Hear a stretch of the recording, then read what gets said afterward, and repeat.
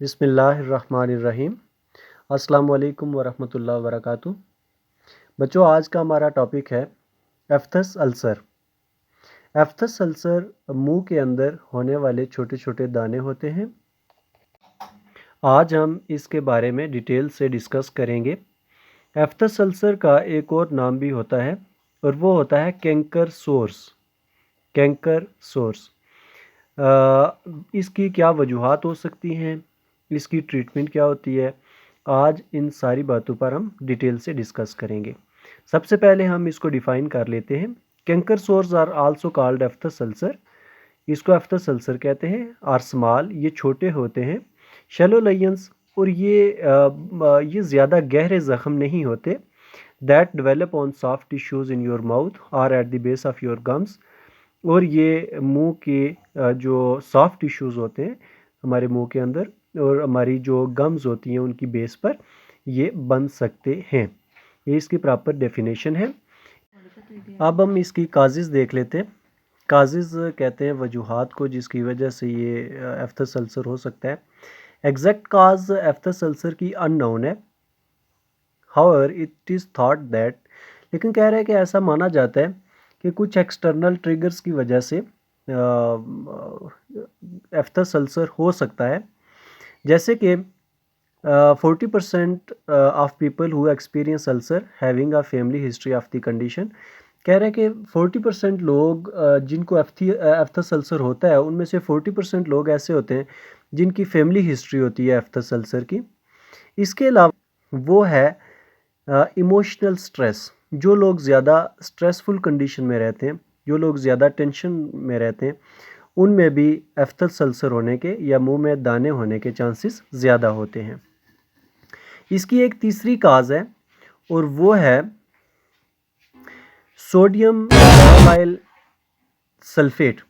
ये एक active ingredient है कुछ टूथपेस्ट का, और इसकी वजह से एफ्थस अल्सर तो नहीं होता, लेकिन अगर कोई अल्सर बना हुआ हो, अगर कोई दाना बना हुआ हो मुंह के अंदर, तो वो उसकी जो हीलिंग है वो डिले हो जाती है। वो ज़्यादा देर से रिकवरी आती है। इसके अलावा कुछ फूड्स और कुछ ड्रिंक्स ऐसे होते हैं, अगर वो ज़्यादा अमाउंट में लिए जाएं तो उसकी वजह से भी एफ्थस अल्सर हो सकता है, जिसमें कॉफ़ी आ जाती है। जो लोग बहुत ज़्यादा कॉफ़ी पीते हैं उनमें एफ्थस अल्सर होने के चांसेस ज़्यादा होते हैं। इसके अलावा जो लोग बहुत ज़्यादा चॉकलेट्स खाते हैं उनमें भी एफ्थस अल्सर होने के चांसेस ज़्यादा होते हैं। और जो लोग बहुत ज़्यादा एग्स खाते हैं उनमें भी एफ्थस अल्सर हो सकता है। इसके अलावा इसकी एक और रीज़न है और वो है स्पाइसी फूड्स। जो लोग अपनी खुराक में स्पाइसी डाइट ज़्यादा लेते हैं, जंक फूड्स ज़्यादा लेते हैं, उनमें भी एफ्थस अल्सर हो सकता है। इसके अलावा इसकी एक रीज़न है डेफिशिएंसी ऑफ जिंक और vitamin B12 and iron.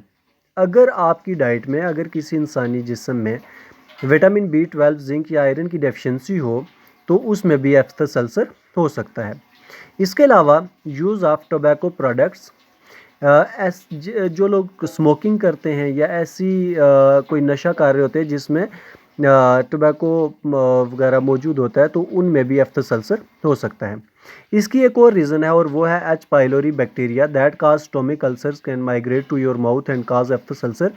H pylori एक बैक्टीरिया होता है स्टोमिक के अंदर, अल्सर काज कर सकता है और सम टाइम ये माइग्रेट करता है आपके माउथ की तरफ और मुंह में भी इसका वजह से एफ्थस अल्सर हो सकता है।